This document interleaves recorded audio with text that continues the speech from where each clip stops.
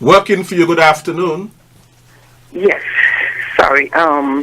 Just allow me to say something. Okay, I call back. Let me say something quickly. Yes. Yes, in terms of the different groups, yes. Okay, fair enough. But I was not really looking at the inclusion of the POSE or the refusal to include them. No, not from that angle. What I'm concentrating on, remember some of these citizens, and remember they say the base numbers that we now have for the citizenship that have been sold is about, 10,700 something? And I believe it is more than that. Let's perchance that a quarter of them, even half of that number comes here to live. They are going to come in with their own way of life, their own way of thinking, their own tradition, their own culture. I don't think they're going to come here to assimilate into our culture. I don't think so. So there might be this desire to take dominance over what we have.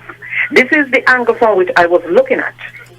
How do we intend to have this inclusion, but at the same time to maintain our tradition and our culture and our way of life? Remember, they don't know anything about us, and I don't think they care to know. So if they sit down in council, they're not going to talk about us and our way of life. As a matter of fact, they may not even like it. So I want to know, because you see, we have to think ahead. You don't have to speak to it, because not everything that we have to speak out in public, sometimes we have to keep it, right? And we just work. What is there to prevent this thing from happening, that we don't lose who we are, what we stand for, and we don't lose this land for the future of our children? All right. Just in point, as you say, we don't have to say everything, but my quick answer to that is your representatives, the politicians, will maintain the status quo as is, and they're the ones who make laws and go in parliament and so forth. So we have to make sure that we keep our structure as such that the indigenous people would not be displaced. That is, I could tell you from the bat, that was is you get representation who's going to look out for and try and maintain the local status quo as is. But again, we do not know, in terms of, sometimes you have politicians who represent the interests of the people from abroad, and so that is something that is up to the people. I would believe that the people would have to dictate, and we're in the majority so far, as to what would happen. If we become minority, then that's another kettle of fish. So that is what I would say to that. I could say more, but I will not say that on this particular program. Yes. Okay, we have to close the lines for today. But Big Lice, Mr. Watley. Yes. Before we go, I want to ask you, in terms of a strategic plan, what is your short, medium, and long-term vision for the Department of People Empowerment? Well, Mr. Williams, short term, I would want my department, as I said, to re-engineer, to go out in every community, and that is every community. We introduce ourselves, let the people know what we're about, bring some awareness to the department, at the same time trying to forge public-private partnership. And so it means then I have to reach out to the private sector and position our this department in a particular way that we can be effective. Yes. Listen to the people, what they need and so forth. And while we're doing this, as one said, I will be trying to encourage in the medium term the creation of these so-called councils or enhancement teams or whatever we want to call them. Get people more aware and involved in what is necessary in their communities, medium term, because that's going to take some time. So while we are trying to reposition ourselves, we do that.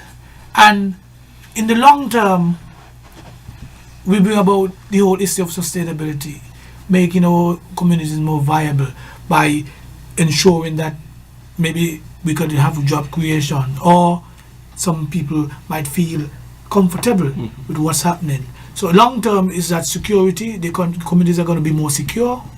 The communities are be more active. We want to have volunteerism taking off, and stuff like that. And so it's a work in progress. I would like to re-establish myself first, and while we do that, get the councils going, and then we could start to speak to enhancing our communities, our way of life through St. Kitts and Nevis. And I think that would make for a better and more secured St. Kitts and Nevis, giving people that sense that I belong, I have a say, I'm a part of. I believe that is important. Well, we want to thank you so much, Mr. Watley, for being on the program today. You are the new man with the new vision in terms of the Department of People Empowerment, the Director of People Empowerment, and we look forward to you and your staff to come to empower communities, to empower people. Empowerment is a very powerful word. And as I said when I began, when people are empowered, when they feel that they belong, miracles actually do happen. And so I want to thank you very much. And I want to thank the callers. And I want to thank all those who listened to today's program. I hope that it has been beneficial to you. And we welcome every week your calls. We thank you for listening. We thank you for being a part of this, working for you. A government that tries its very best to be transparent to the people, to be accountable to the people, and of course to provide information to the people.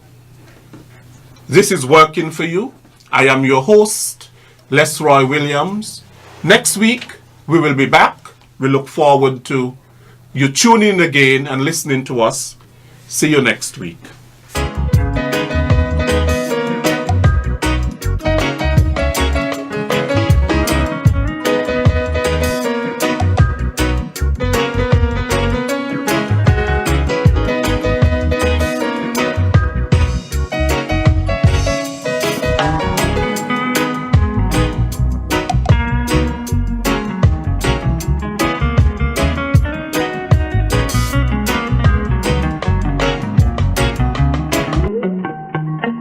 Working for You. A weekly talk radio program which highlights developments of national interest and the activities of your St. Kitts Nevis government. Join host Les Roy Williams as he presents news, views, reports, and interviews about everything regarding the activities of the Team Unity government and the building of our communities and the development of St. Kitts Nevis. Tune in and call in to interact with your government and share your views regarding the upward forward development of your community and our beautiful Twin Island Federation. Working for You is weekly, every Wednesday live from 1:30 p.m. to 3 p.m. on ZIZ Radio, Win FM, and Sugar City FM with rebroadcast on participating stations. Working for You.